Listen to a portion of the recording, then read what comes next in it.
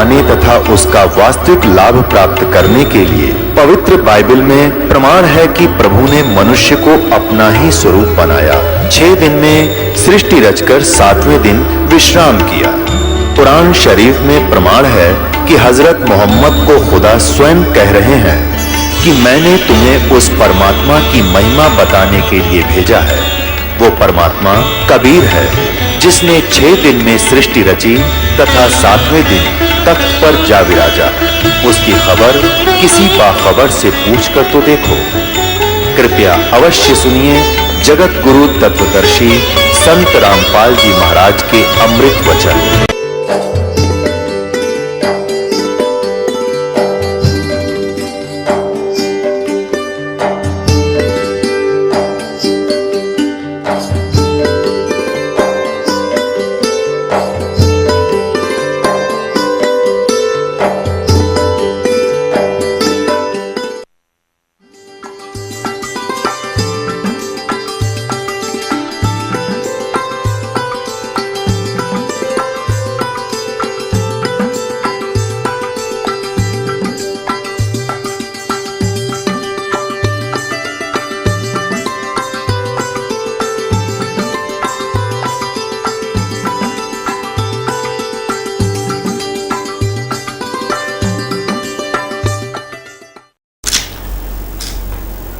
कर जोरों विनती करूं धरूं चरण पर शीस। गुरु राम देवानंद जी महाराज ने दियो नाम बख्शीस। कोटि कोटि सिजदा करूं कोटि कोटि प्रणाम। चरण कमल में राखियो मैं बांदी जाम गुलाम। अब गुण किए तो बहुत किए करत न मानी आर। भावे बंदा बख्श दियो भावे गर्दन उतार।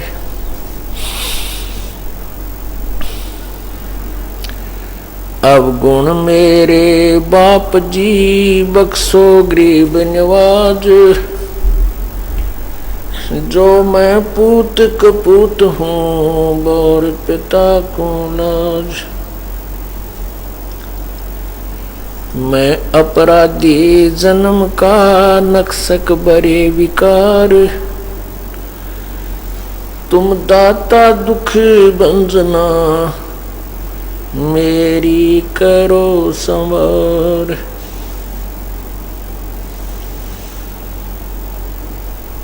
जय इब कै सतगुरु मिले सब दुख आँखों रो।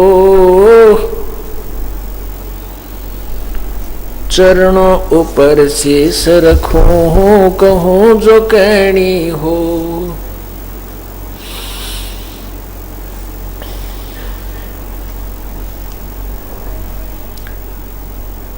गुरु जी तुम ना भूलियो चाहे लाख लोग मिल जाही। हमसे तुमको बहुत है तुमसे हमको नाही। तुमरे विसारे क्या बड़े मैं किसकी शरण में जाऊं। शिव विरंच मुनि नारदा तिनके हृदय न समाऊं। बंदी छोड़ दयाल जी तुम तक हमारी दौड़। जैसे कागज जहाज का अब सूझे और न ठोर।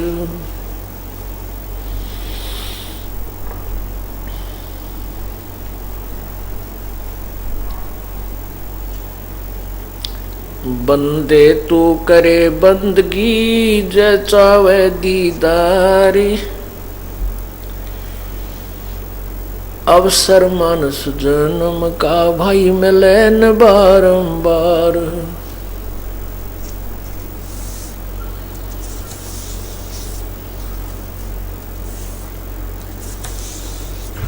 कबीर लूट सको तो लूटियो, राम नाम की लूट, पीछे फिर पछताओगे, प्राण जहांगे छूट।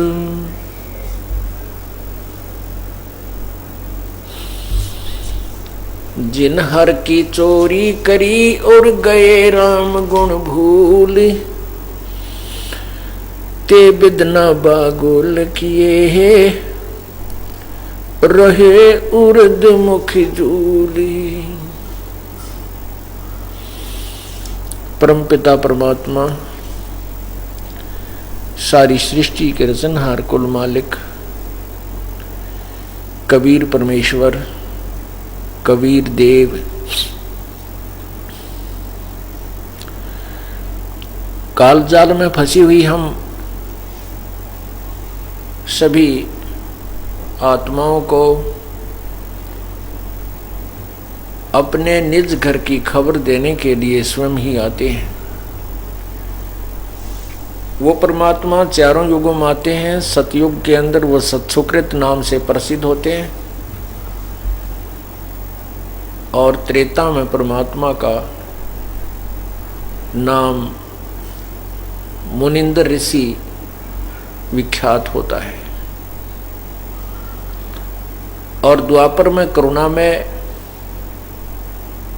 कलयुग में वे अपने वास्तविक कबीर देव, कबीर प्रभु, कबीर साहब, कबीर परमेश्वर के नाम से अपने यथार्थ नाम को लेकर ही आते हैं और उसी से प्रसिद्ध होते हैं।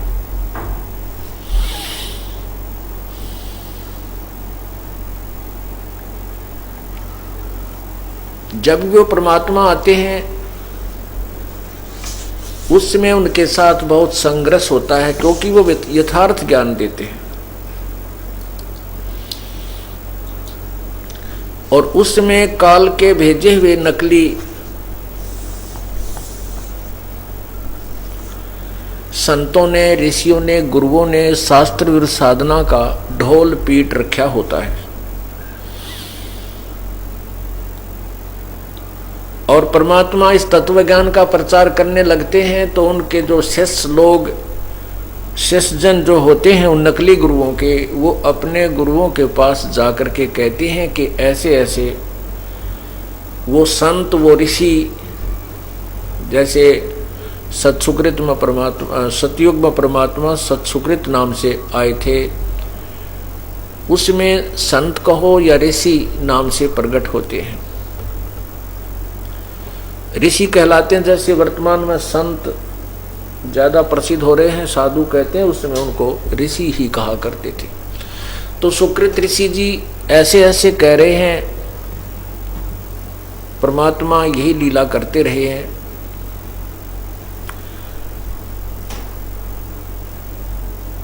उन संतों के, उन ऋषियों को अज्ञान होता है, ज्ञान नहीं होता, इस कारण से वो अपने शिष्यों से कहते हैं कि वो व्यक्ति, वो ऋषि झूठ बोलता है, उसको यथार्थ ज्ञान नहीं है, वो उल्ट ज्ञान देता है, विपरीत ज्ञान बता रहा है, इसलिए उसको वामदेव नाम से प्रसिद्ध कर देते हैं। वामदेव, वामदेव का अर्थ होता है, वाम का अर्थ होता है विपरीत ज्ञान देने वाला।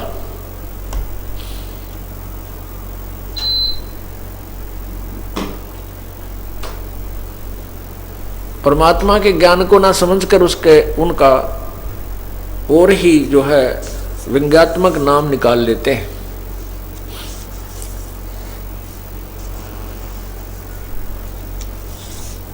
इसी प्रकार परमात्मा जब त्रेता युग में आते हैं तो भी उनके साथ ऐसे ही वो अज्ञानी ऋषि जन विरोध करते हैं।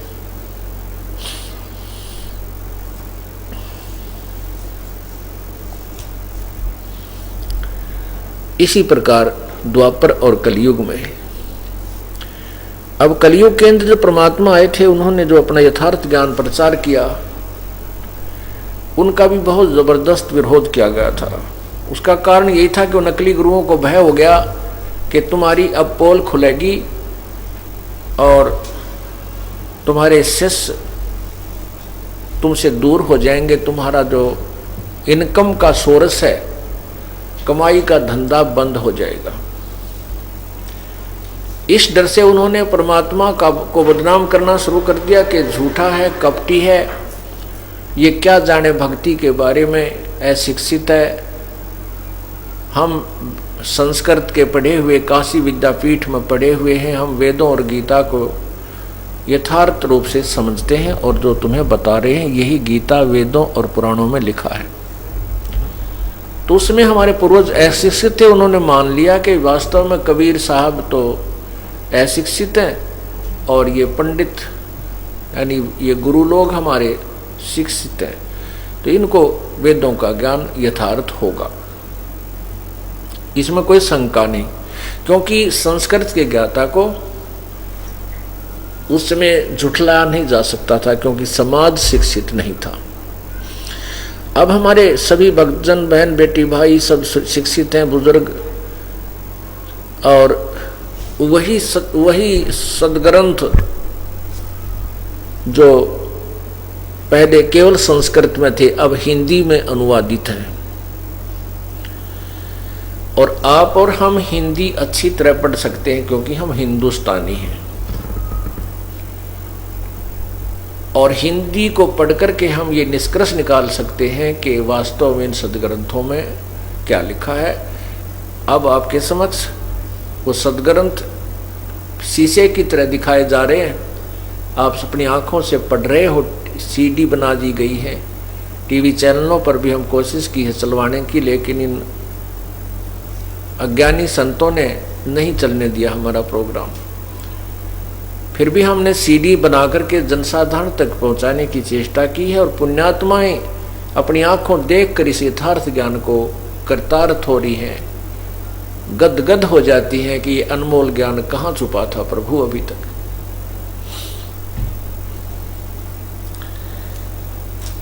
पूर्ण परमात्मा अपनी पुण्यात्माओं को अपनी शरण में लेने के लिए ना जाने क्या क्या कारण बनाते हैं।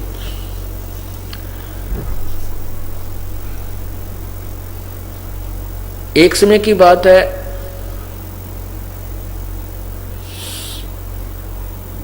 कबीर परमेश्वर बनारस में, काशी में सत्संग किया करते थे। परमात्मा के नाम लेने से, परमात्मा की शरण में आने से दुखी जीव सुखी हो जाते थे, निर्धन धनवान हो जाते थे, रोगी स्वस्थ हो जाते थे, और किसी भी प्रकार का जो संकट जिनके ऊपर होता था, जो सच्चे दिल से प्रभु के दिए हुए नाम का जाप करते थे, तो वो हर तरह से सुखी होने लग गए थे।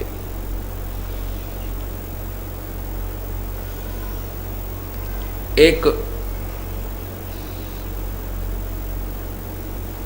सर्वानंद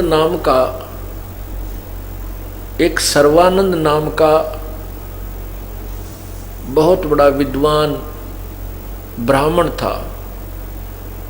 वो संस्कृत का ज्ञाता था। संस्कृत तो विद्वान लोग, ब्राह्मण लोग पहले से ही पढ़े हुए होते थे, और उसमें एक शास्त्रार्थ की बीमारी थी। शास्त्रार्थ एक ऐसा रोग था जो अभी तक हमें परेशान कर रहा है।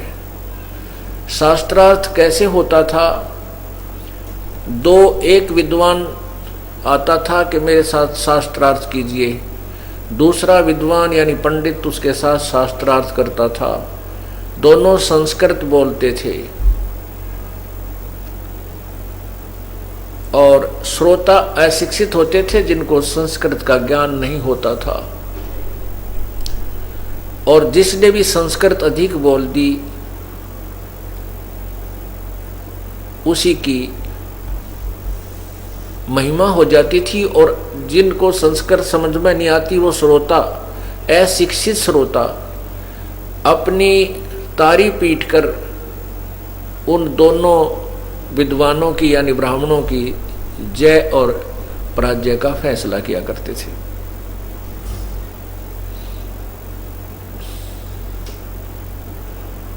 सर्वानंद नाम का जो ब्राह्मण था उसने अपने उस समय में सभी पंडितों को, ब्राह्मणों को पराजित कर दिया था शास्त्रार्थ में। वो क्या करता था कि एक बैल के ऊपर एक थैला डालकर दोनों तरफ, जैसे गधे का बोरा होता है, ऐसे उसमें एक बोरा डालकर, ऐसे थैला डालकर उसके अंदर सभी शास्त्र, वेद, चारों वेद, 18 पुराण और 6 उपनिषद, 11 उपनिषद, 6 शास्त्र, रामायण, महाभारत, सुधा सागर, श्रीमद् भागवत सुधा सागर आदि, गीता जी, सभी ग्रंथों को रखा करता था और व्याकरण आदि भी साथ रखता था। उसने वेदों के मंत्रों को कंठस्थ याद किया हुआ था, पुराणों के भी अध्याय आदि उसने कंठस्थ याद किए हुए थे। उसने आसपास के उस समय के सभी विद्वानों को शास्त्रार्थ में पराजित कर रखा था। उस सर्वानंद ब्राह्मण की एक माता जी, जिसका नाम शारदा देवी था,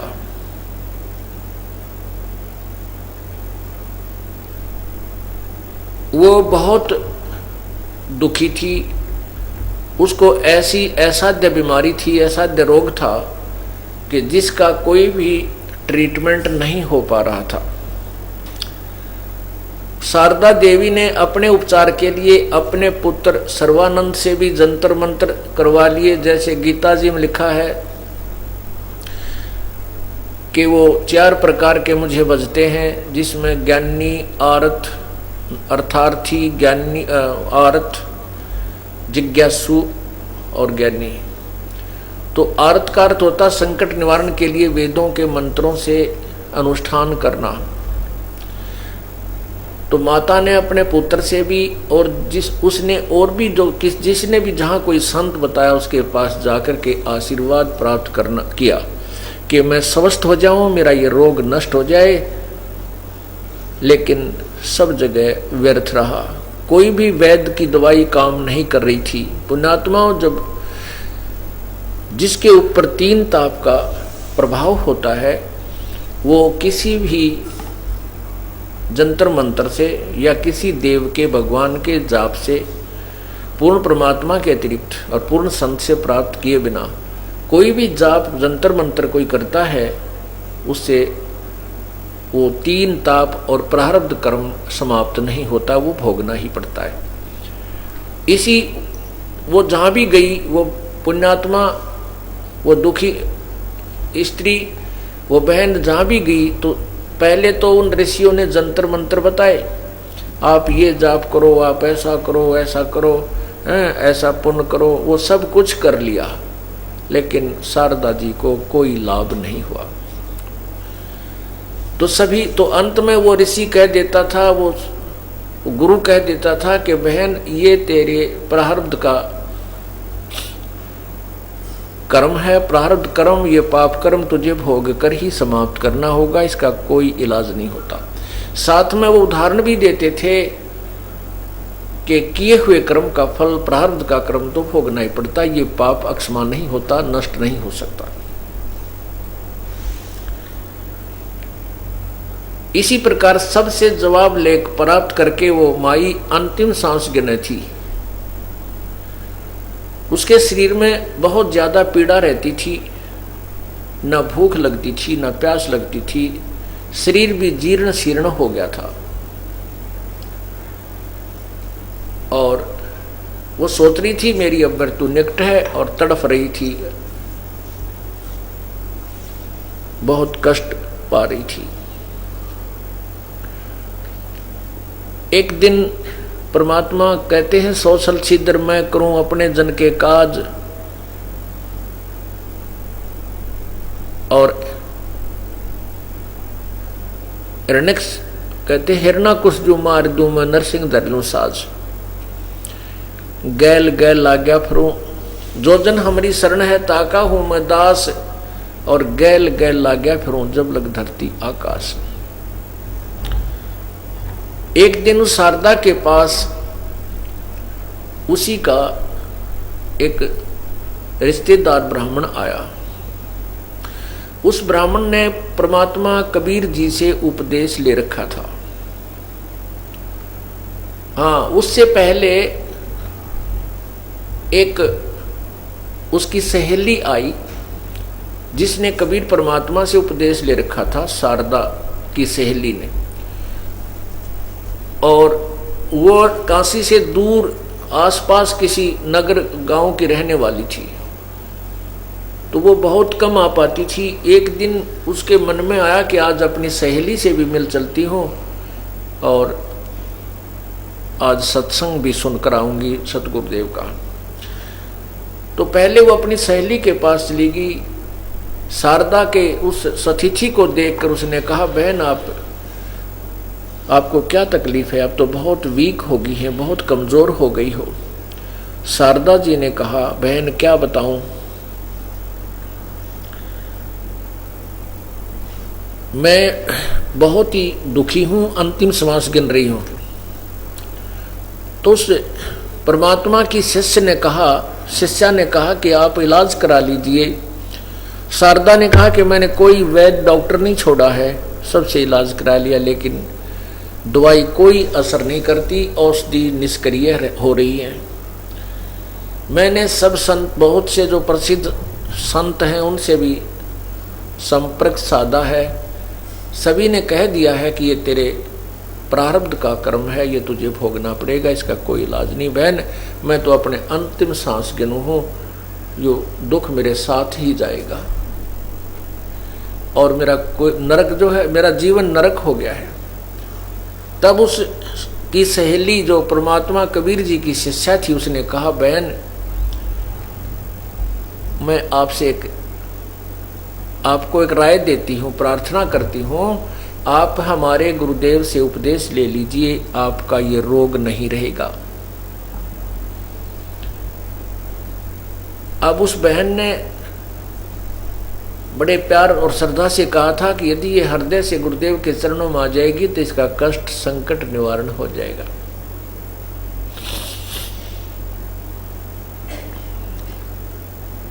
उस शारदा ने पूछा, बहन ऐसा कौन सा तेरा गुरुदेव है, बताइए, मैं उपदेश ले लूंगी, क्योंकि मैं तो बहुत दुखी हो चुकी हूँ, लेकिन आशा नहीं है मुझे कि मैं स्वस्थ हो जाऊं।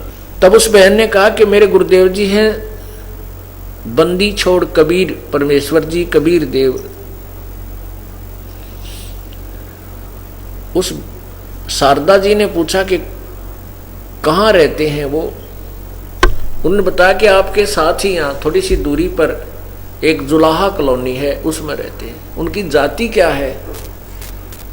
शारदा ने पूछा। बहन ने उत्तर दिया, शिष्या ने, परमेश्वर की शिष्या ने उत्तर दिया कि उसका नाम कबीर है, उसकी जाति जुलाहा है। और बहन वैसे तो संत की कोई जात नहीं होती। कबीर परमात्मा अपनी वाणी में कहते हैं कि जात ना पूछो संत की, पूछ लीजिए ज्ञान, और मोल करो तलवार का, भाई पड़ी रहने दो म्यान। तो शारदा ने जब ये सुना कि वो जुलाहा जाति से है और हम ब्राह्मण जाति से, उसी समय मस्तिष्क में 3 त्योड़ी पड़ी, 3 सिलवट पड़ी और कहने लगी, बहन तू मेरा धर्म भ्रष्ट कराना चाहती है। हम उत्तम कुल में जन्म है और एक नीच जात के जुलाहे को और एक ब्राह्मणी उसको गुरु बनाएगी, हम तो जगत गुरु हैं। अब वो बहन कहने लगी, जो परमात्मा की शिष्या थी, उसने कहा, शारदा मैंने तो आपके भले के लिए कही, आप नाराज मत होइए, लेकिन ये मैं आपसे गारंटी देती हूं कि आप स्वस्थ हो जाओगी। तो वो देखो, कहते हैं लोक लाज में आदमी इतना जकड़ा पड़ा है। शारदा कहने लगी, मैं तो यो रोग भुगत लूंगी, इस दुख को ही भोग लूंगी, पर मैं उस छोटी जाति वाले को गुरु नहीं बना सकती। काल ने ऐसा बांध दिया इस प्राणी को कि इसके जाल से निकल ना जा। वह बहन जो परमात्मा की शिष्या थी, वह उठकर चली गई। वे ठीक है, जैसे आपको उचित लगे ऐसे कर लीजिए, लेकिन ध्यान रखना ये जात पात 2 दिन की है। आज आपकी मृत्यु हो जाए, फिर क्या पता आप मुसलमान के घर में जन्म ले लो, क्या पता आप किसी और दूसरे घर में जन्म लो, क्या पता आप जुलाहे के घर भी जन्म ले सकती हो। आप ब्राह्मण हो तो अब्राह्मणी हो तो इस बात पर विचार करो कि मृत्यु के उपरांत ये प्राणी किसी भी जूनी में जा सकता है, किसी भी जाति में जन्म हो सकता है। तो वो कहने लगी, बहन शारदा बोली, तू मुझे घड़ी शिक्षा मत दे, मेरा दिमाग खराब ना करे। तो वह शिष्या जो परमात्मा की थी उठकर आ गई और कहती है, भगवान देख अंतिम श्वास गिना है और फिर भी आत्म कल्याण का भी इसको जो है ना उत्साह नहीं बना। ऐसे अपने मन में विचार करती हुई सत्संग सुनने आ गई। कुछ दिनों के बाद वो कबीर परमेश्वर का एक शिष्य ब्राह्मण जो शारदा जी का निकटतम रिश्तेदार था, संबंधी था, वो भी बहुत परेशान था। पूरा परिवार दुखी रहता था, पूरे परिवार पर जो है 3 ताप का प्रभाव था, शारीरिक कष्ट पूरे परिवार को। उसकी पत्नी तो अंतिम श्वास गिने थी और लड़के और लड़कियां भी बहुत दुखी थी और वित्तीय हालत बहुत कमजोर थी, बहुत बड़ा निर्धन था। रिश्तेदारों से उधार मांगकर भी वो छिक चुका था और रिश्तेदार भी उसको उधार देना बंद कर चुके थे। उसको देखते ही दरवाजा बंद कर दिया करते थे, ऐसी स्थिति थी। उस पुण्यात्मा को भी एक परमात्मा कबीर परमेश्वर की कोई शिष्य वहां पहुंचा, उसको सारी कहानी सुनाई, बार बार समझाया। उसको भी यही आंट बनी हुई थी कि मैं ब्राह्मण हूं और वो छोटी जाति का है। तब उस भक्त ने, परमात्मा के शिष्य ने, कबीर जी के शिष्य ने बार बार समझाया तो कहते मरता क्या नहीं करता। उस ब्राह्मण ने परमात्मा का उपदेश अपनी पत्नी को दिला दिया। नाम लेने से उसकी पत्नी को बहुत राहत मिली, बहुत राहत मिली। फिर उसने अपने बच्चों को दिलाया, वो भी काफी राहत हुई। फिर उसको इतना ऐसा चांदना होया, ऐसे प्रेरणा हुई, स्वयं भी जाकर के परमात्मा के चरणों में गिर गया, उपदेश ग्रहण किया कबीर परमेश्वर से।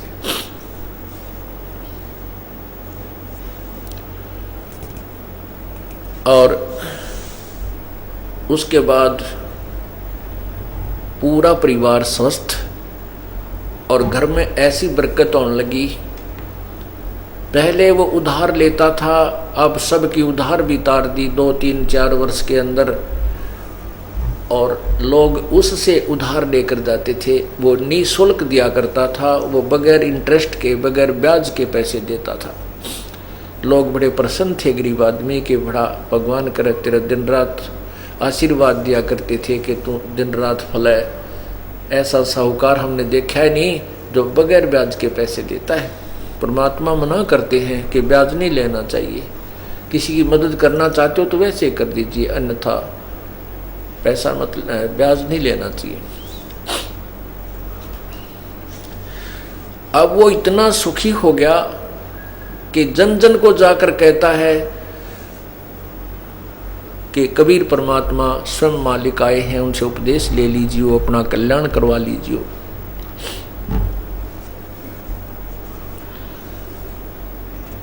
एक दिन उसका जाना हो गया शारदा जी के घर पे।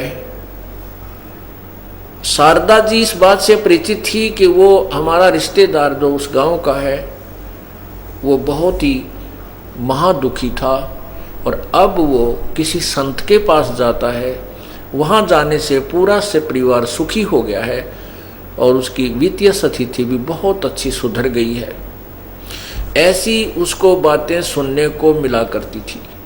एक दिन वो स्वयं ही शारदा के घर पहुंच गया, प्रणाम किया, शारदा से कुशल मंगल पूछी तो शारदा ने कहा क्या बताऊं, मैं तो बहुत दुखी हूँ, बहुत दिनों से भुगत रही हूँ। तो उस रिश्तेदार ने कहा कि क्या आपने कोई ट्रीटमेंट नहीं कराया, इसका उपचार नहीं करवाया? शारदा ने सब कथा बता दी कि मैंने सब उपचार करवा लिया, सभी ऋषियों से, जो भी मेरे पहुँच तक जहाँ तक थी मुझे ज्ञान हुआ, उन संतों से भी, ब्राह्मणों से भी, सबसे मैंने अपने संकट निवारण के लिए प्रार्थना की। अंत में उन्होंने बताया कि तो ये प्रारब्ध का कर्म है और ये तो मुझे भोगना ही पड़ेगा। भगवान श्री राम ने भोगा, जो विष्णु अवतार थे, कि उन्होंने श्री कृष्ण रूप में अपना बदला दिया, जो श्री राम रूप में बाली को मारा था वृक्ष की ओट लेकर, और श्री कृष्ण के पैर में तीर मारकर, विषाक्त तीर मारकर उस बाली वाली आत्मा ने बदला लिया, उसको भगवान श्री कृष्ण को मारा। तो इस प्रकार सभी संतों ने मुझे बता रखा है कि तेरे पाप कर्म है, तेरे प्रारब्ध में लिखा है, ये तुझे दंड भोगना ही होगा। तब उस रिश्तेदार ने कहा कि शारदा, एक प्रार्थना करता हूं मैं आपसे, इस धरातल पर परमात्मा आए हुए हैं, वो पूर्ण ब्रह्म है, सारी सृष्टि के रचनहार है, और वो हमारे पूज्य गुरुदेव हैं। आप उनसे उपदेश ले लीजिए, आप स्वस्थ हो जाओगी। मैं आपको दावे के साथ कहता हूं।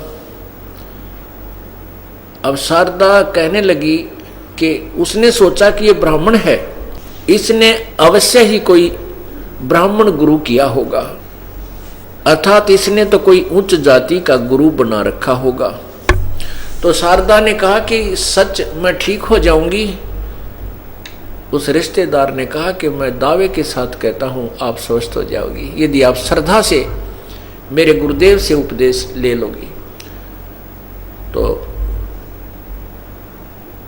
शारदा ने कहा कि आप शीघ्र बताइए, मैं उपदेश लूंगी। तो उसने बताया, आपके गुरुदेव का नाम क्या है, कहाँ रहते हैं, क्या जाति है? उन्होंने बताया कि हमारे गुरुदेव का नाम कबीर, परमात्मा कबीर बंदी छोड़ है, और यहीं आपके कॉलोनी से थोड़ी सी दूर वो जुलाहा कॉलोनी में रहते हैं। वह समझ गई उसी समय, क्या वो धानक कबीर, वो जुलाहा कबीर नीरू का पुत्र? वो उनका रिश्तेदार कहने लगा कि सही बोली आप, बिल्कुल वही। तो कहने लगी, तुझे शर्म नहीं आती? अब ब्राह्मण होकर एक नीच जाति से उपदेश लिए हुए हो, धिक्कार है तुझे।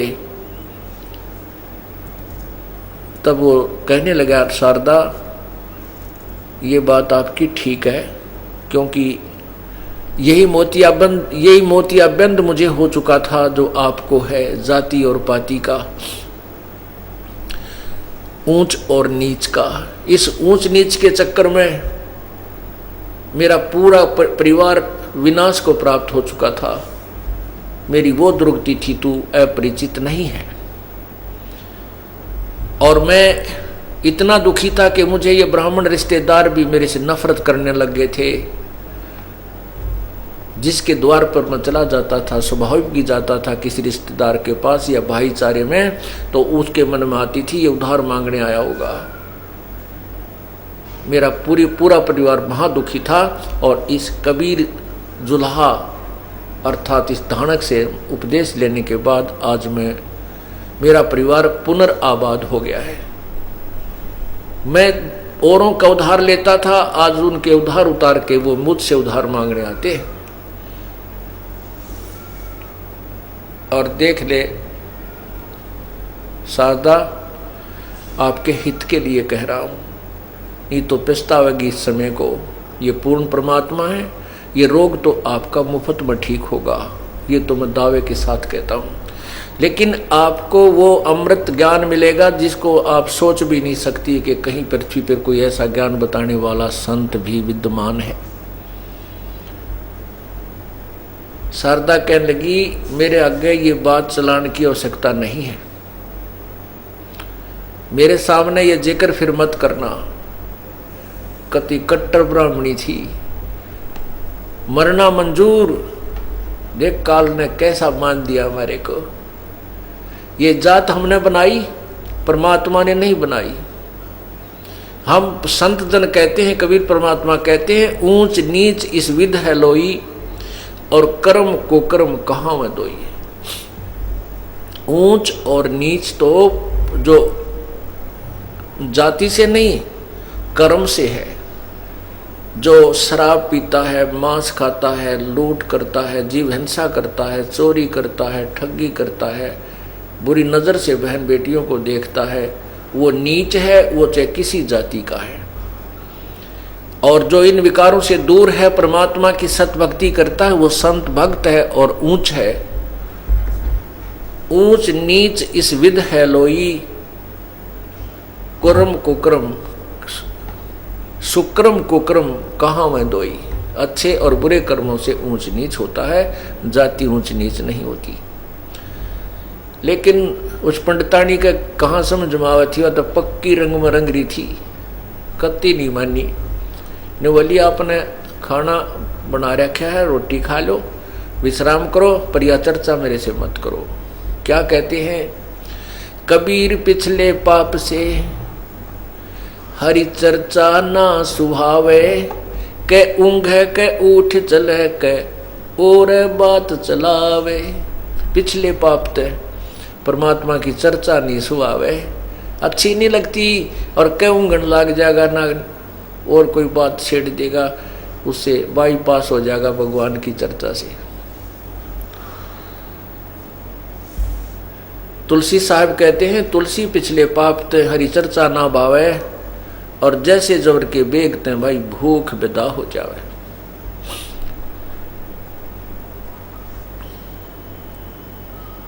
जैसे रोगी, जबर के रोगी को, जिसको बुखार हो जाता है, उसको खाना अच्छा नहीं लगता। मनुखा, दाख, किशमिश, सेब, संतरे और रोटी कड़वी लगती है और वो खा नहीं सकता। न तो रोटी कड़वी है, ना किशमिश कड़वी है, ना मनुखा दाख कड़वी है, ना सेब संतरे कड़वे हैं। कड़वा उसकी बुखार ने उसके शरीर की व्यवस्था को बिगाड़ दिया, जिस कारण से उसको मीठी वस्तु भी, वो पदार्थ भी अब कड़वे नजर महसूस होते हैं।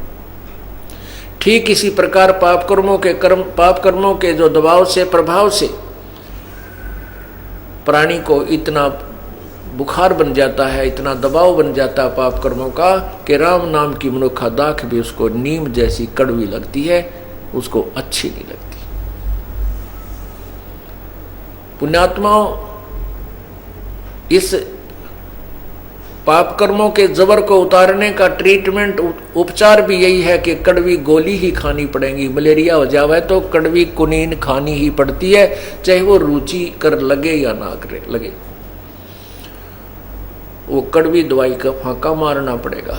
इसी प्रकार परमात्मा, उसका ट्रीटमेंट क्या है कि जिसको परमात्मा की चर्चा अच्छी नहीं लगती, उसका उपचार भी यही है कि ना चाहते हुए भी सत्संग सुने, अच्छा लगे चाहे ना लगे। जैसे कुनीन खाना कोई अच्छा नहीं लगता, लेकिन वो खाए पार पड़े, फिर कुछ दिनों के उपरांत जितना भी बुखार कम होता चला जाएगा, उतनी ही रोटी रुचिकर लगने लग जाएंगी, अच्छी लगेगी। और जब स्वस्थ हो जाएगा, फिर वो लूखी सूखी रोटियां, चाहे नमक भी ना डाल रखा और सब्जी भी ना हो, 4, 5, 6 तो एक टाइम खा जाता है, क्योंकि वह पूर्ण स्वस्थ है। इसी प्रकार पुण्यात्माओं, जिस प्राणी को प्रथम बार सत्संग सुनने को मिलता है, वो उसको अच्छा नहीं लगता, क्योंकि उसको तो रागनी अच्छी लगे, कई फिल्मी गाने बढ़िया लगे, कि उसके कानों में वो आदत पड़ रही है, और परमात्मा की ये कथा उसको कति नहीं सुनाती, अच्छी नहीं लगती। तो वो पहली बार आकर सोचेगा अपने साथी गेल कित फंस गया आकर, अड़े को गाना बजाना भी कोई ना ढोलकी ढालकी बांध रखी, ना कोई ऐसा सुरीली कोई सारंगी पारंगी, चल उसने दिल ला ले, ये तो पिरानी बात बतावे। तो वो उसको एक बार तो दिक्कत आएगी, क्योंकि वो अभी रोगी है, जवर है उसको, और इस सत्संग रूपी जो कुनीन है, सत्संग रूपी जो दवाई है, ये दोनों काम करेगी। आप जूता पहन लो, भविष्य में कांटा ना लगेगा।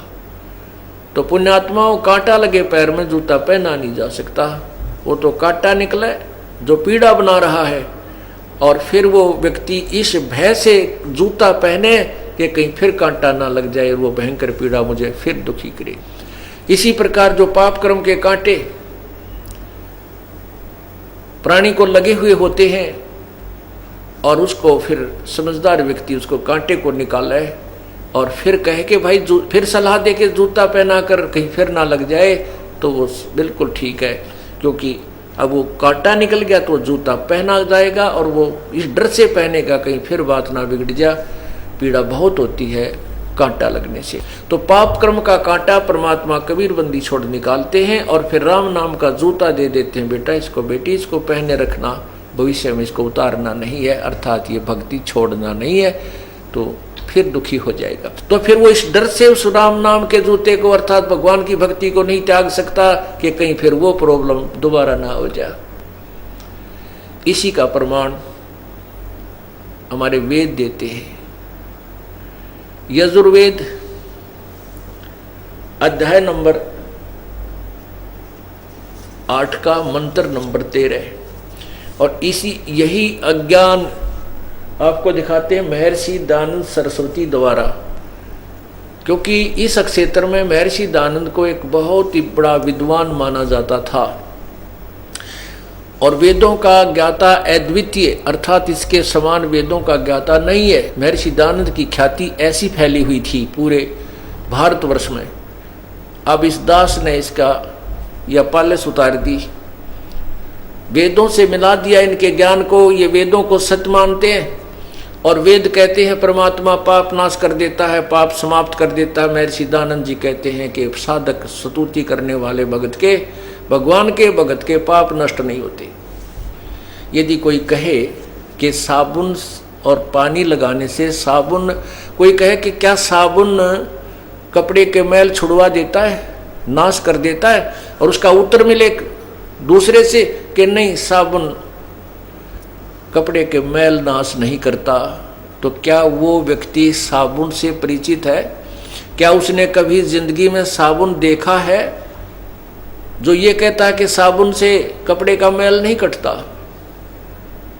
नहीं, वो साबुन से परिचित नहीं है, मिथ्या बात बना रहा है। कोई कहे कि औषधि से रोग नहीं कटता और पहलवान बन जाएगा, खा ले, इससे और लाभ है, तो क्या वो वैध हो सकता है? क्या उसके पास जाने से की रुचि बनेगी जिसका रोग यूँ कहता कि औषधि से रोग नहीं कटता? ऐसे ही थ्योरी महर्षि दयानंद जी की है। देखिए सत्यार्थ प्रकाश, ये सत्यार्थ प्रकाश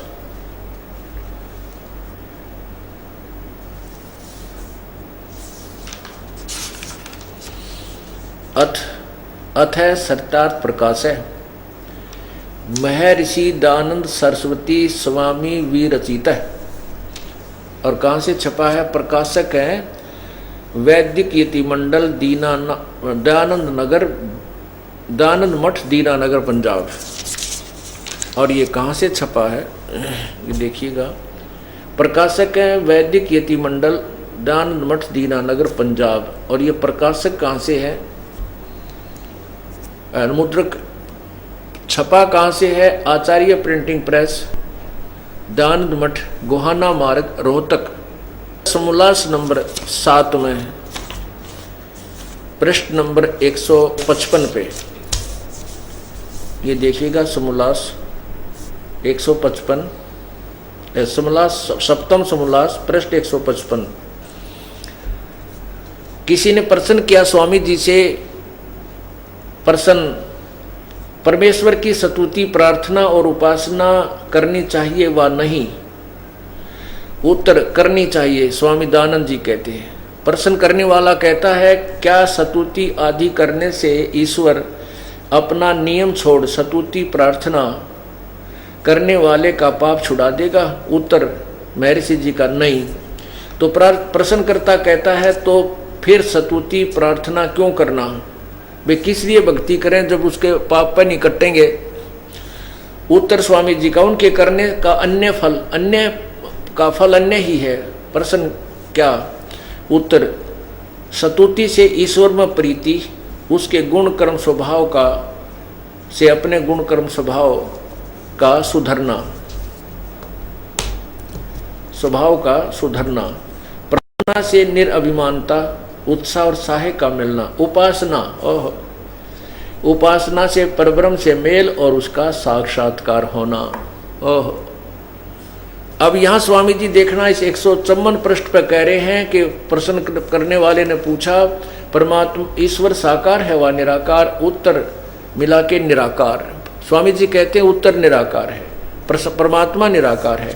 और यहाँ पर कह रहे हैं कि उपासना करने से 155 पे उपासना करने से परब्रह्म से मेल और उसका साक्षात्कार होना।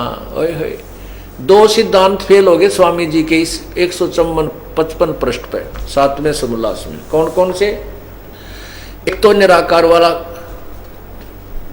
सिद्धांत फेल हो गया, क्योंकि साक्षात्कार और मिलन तो साकार से होता है, निराकार से नहीं होता।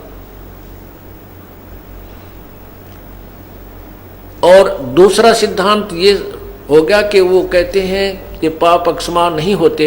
अभी आपको दिखाएंगे यजुर्वेद अध्याय नंबर 8 के मंत्र 13 में कि परमात्मा पाप काट देता है।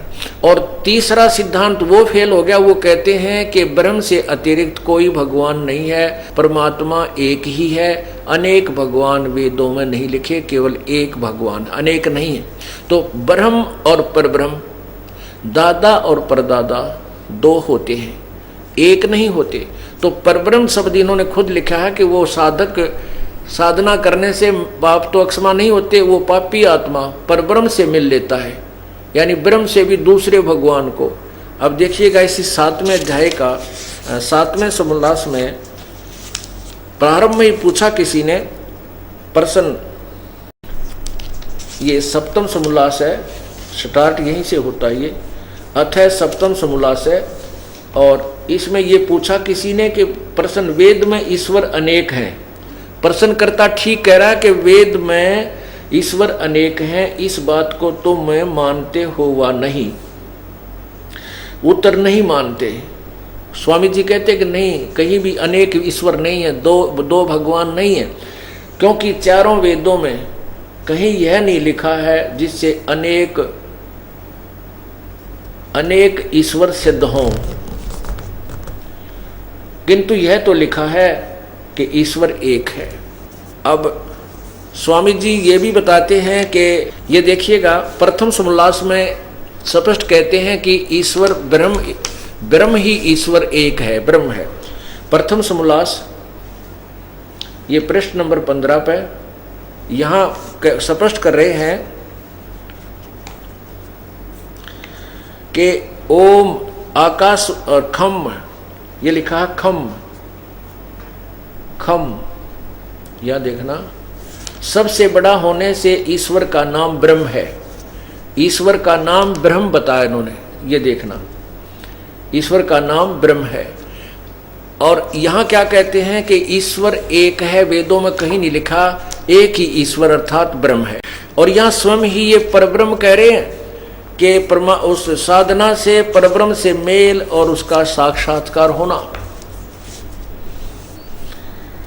परब्रह्म से मेल और उसका साक्षात्कार होना। अर्थात ब्रह्म तो इन्होंने फाइनल कर दिया कि ब्रह्म ही ईश्वर का नाम ब्रह्म है। और ये कहते परब्रह्म से मिल जाता है दूसरे भगवान से, पर माने सेकंड, अनोदर, जैसे उस ब्रह्म से भी ऊपर का सुप्रीम परमात्मा है, जैसे दादा से दूसरा परदादा, दूसरा दादा, दादा का भी पिता।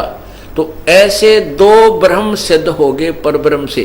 तो इस स्वामी दयानंद जी के 7वें अध्याय के यानी सत्यार प्रकाश में 7वें समोल्लास में ये दो सिद्धांत तो उसने स्वयं फेल कर दिए। और तीसरा उपदेश करेगा कि परमात्मा पाप नहीं काटता, ये वेद कर देंगे, यजुर्वेद करेगा। अब देखना,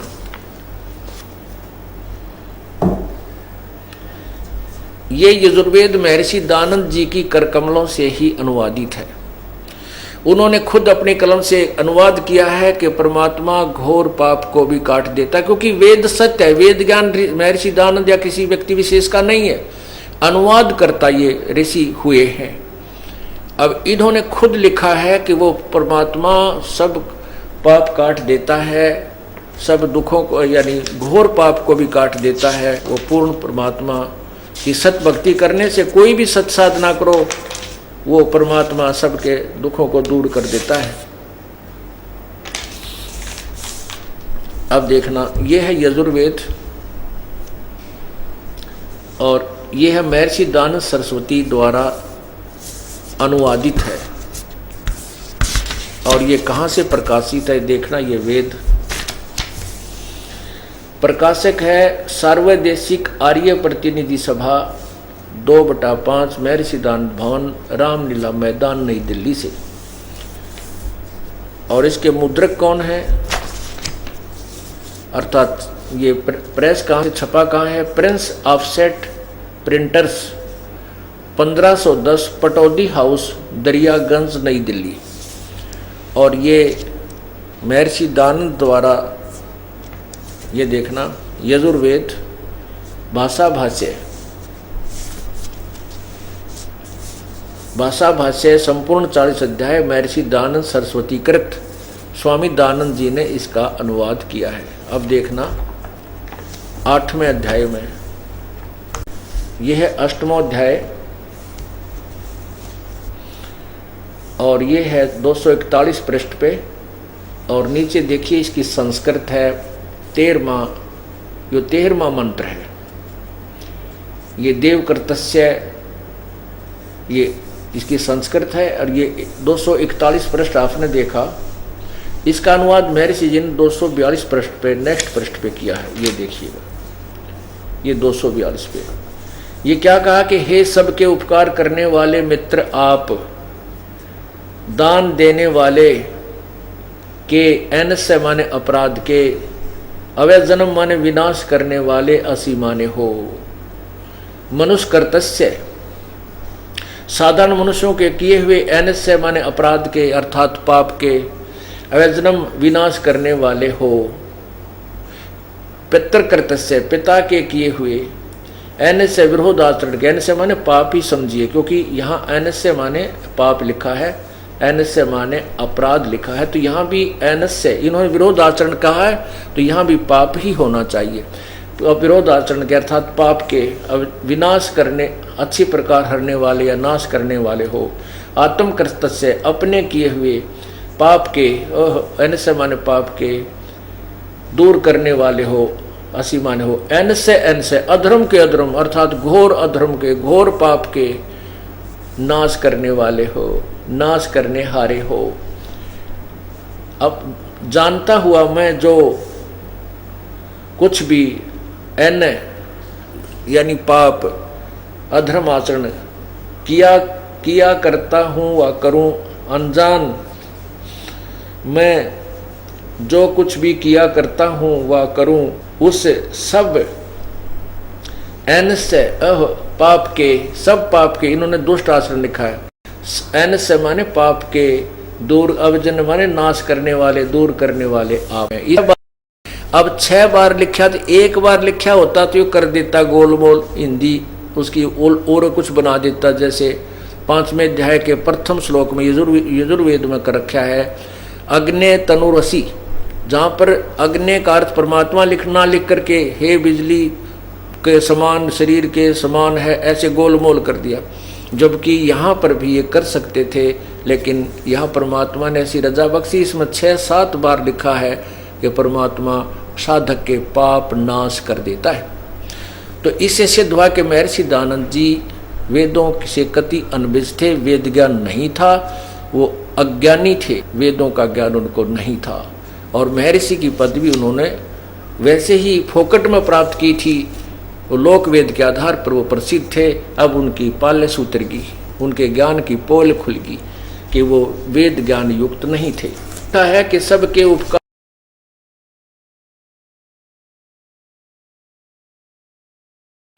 गुमराह करने वाले ये भी कर देते हैं, क्योंकि जिन लोगों का ज्ञान समाप्त हो जाता है वो झूठ का सहारा लेते हैं। तो हमने समाचार पत्रों में ये जो का तो लेख लिखा करते थे और जनसाधारण के समक्ष हम भेजा करते थे, तो वो भी विरोध में कुछ ऊटपटांग विज्ञापन या कोई समाचार से उत्तर देते थे, वो कहते थे उसमें 8वें अध्याय के 13वें श्लोक में तो लिखा है मित्र भगवान, थोड़ा लिखा है कि परमात्मा रोग दुख दूर करता है। यानी फिर भी उन लोगों ने स्वीकार ना करके, इन आचार्यों ने जो इस सत्यार प्रकाश को बेच कर रोटी खा रहे हैं, उन्होंने सच्चाई जनता को गुमराह करने के लिए ये प्रश्न भी किए। अब पुण्यात्मा और सत्यार प्रकाश में महर्षि दयानंद जी खुद कहते हैं मित्र का अर्थ परमात्मा समझिए। वही जहाँ मित्र शब्द वेदों में लिखा जाता है, वैसे तो संस्कृत में मित्र शब्द नहीं है वेदों में, वेद के उस 8वें अध्याय के 13वें श्लोक में, लेकिन इसने खुद वहाँ मित्र लिख दिया कि जनसाधारण ने सोचा किसी मित्र ने कह रखी होगी भगवान के विषय में, नहीं है, भगवान नहीं करता। अब देखिए एक प्रथम समोल्लास, ये सत्यार प्रकाश वही,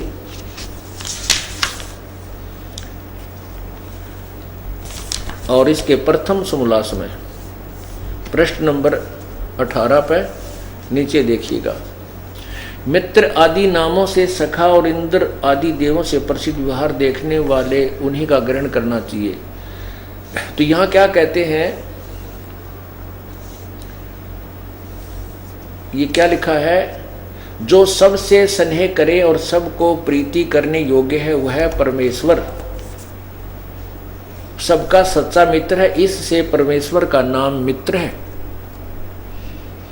में लिखा यजुर्वेद के 8वें अध्याय के 13वें श्लोक में इन्होंने अपनी तरफ से लिखा है, वेद के संस्कृत में नहीं है वो, कि हे सबके उपकार करने वाले मित्र। मित्र की समय स्थान पर हम लिख लें कि हे सबके उपकार करने वाले प्रभु ईश्वर परमात्मा, जो महर्षि स्वयं कहते हैं कि मित्र परमात्मा के नाम को समझना चाहिए, मित्र का अर्थ परमात्मा ही समझे।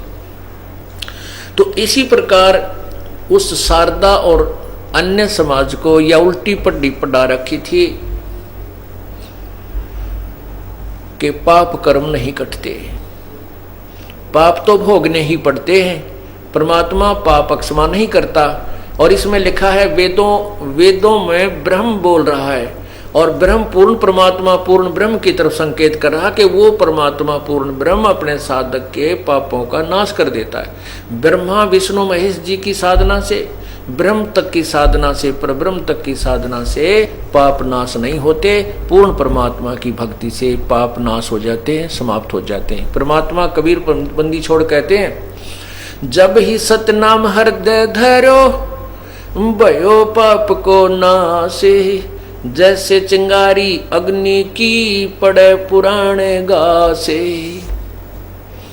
कि जब ही सतनाम हृदय धरो, जब ही सच्चा नाम पूर्ण संत से प्राप्त हो जाता है और हम उसको सच्ची लगन सच्ची श्रद्धा मर्यादा से जाप करते हैं, तो वो पाप नष्ट ऐसे हो जाते हैं जैसे बहुत बड़े घास के ढेर में और एक माचिस की सीख लगा दी जाए।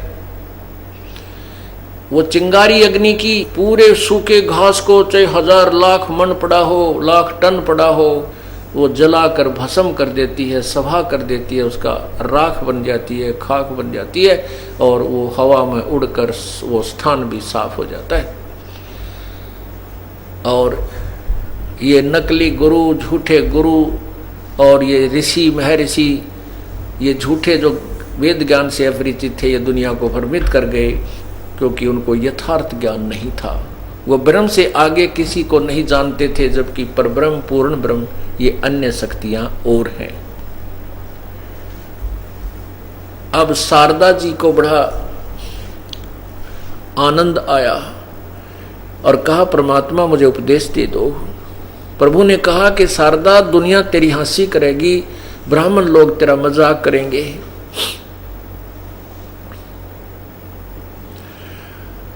तो शारदा ने कहा कि भाड़ में जाओ ये समाज और भाड़ में जाओ ये लोग। ये परमात्मा, आपने तो मेरी आंख खोल दी, क्योंकि सत्संग सुना।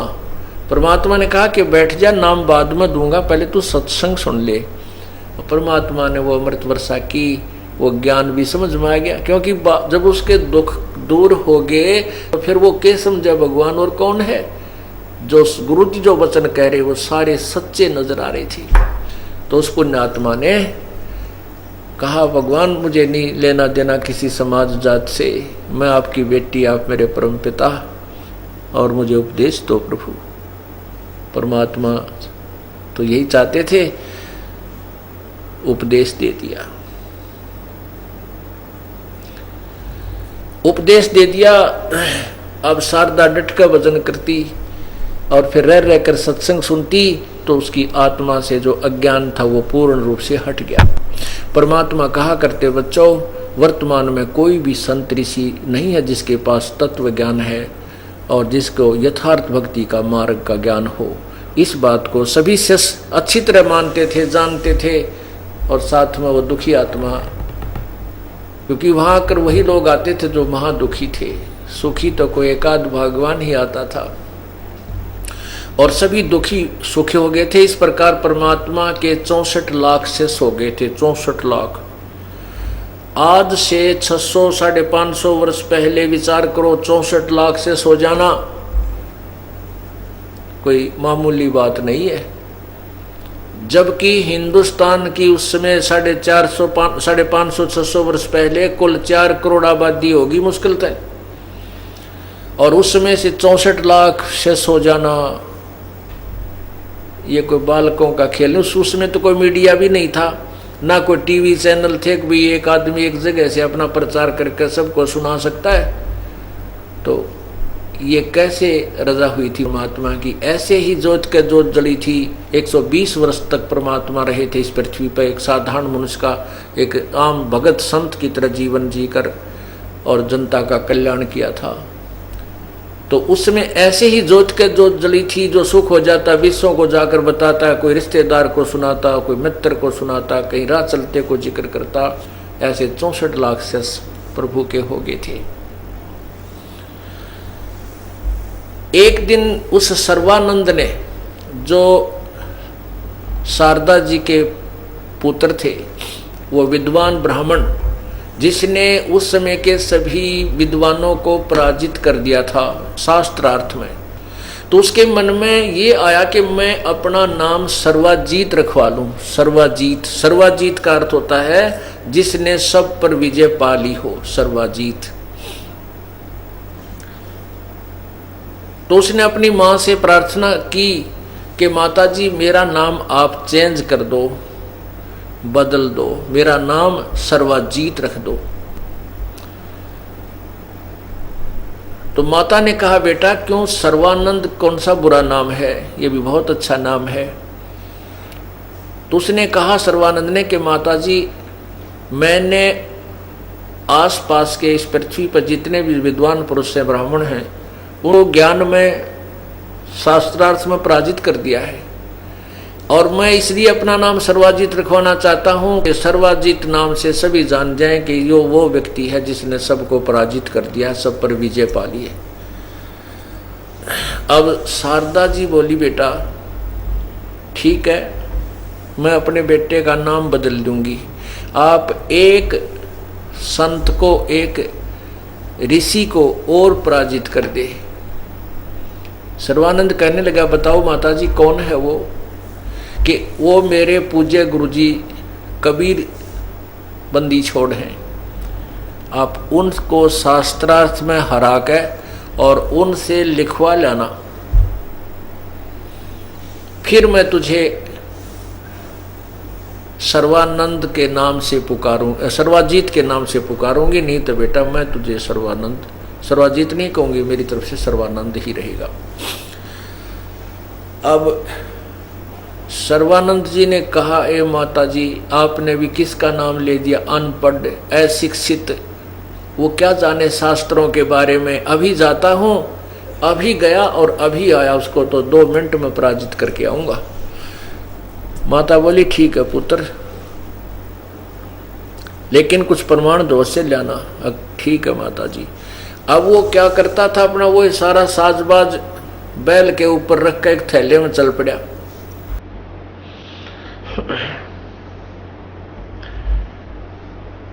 और दोपहर का समय, यही 11-12 बजे का समय दिन का,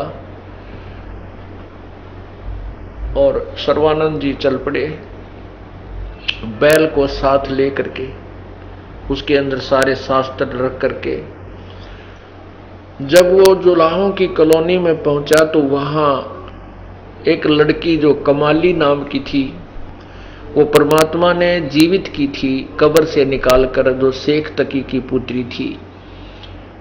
वो 12-13 वर्ष की लड़की उम्र होकर वो मृत्यु को प्राप्त हो चुकी थी और परमात्मा ने कब्र से निकलवा के हजारों व्यक्तियों के सामने, सिकंदर लोधी के सामने उस लड़की को जीवित किया था।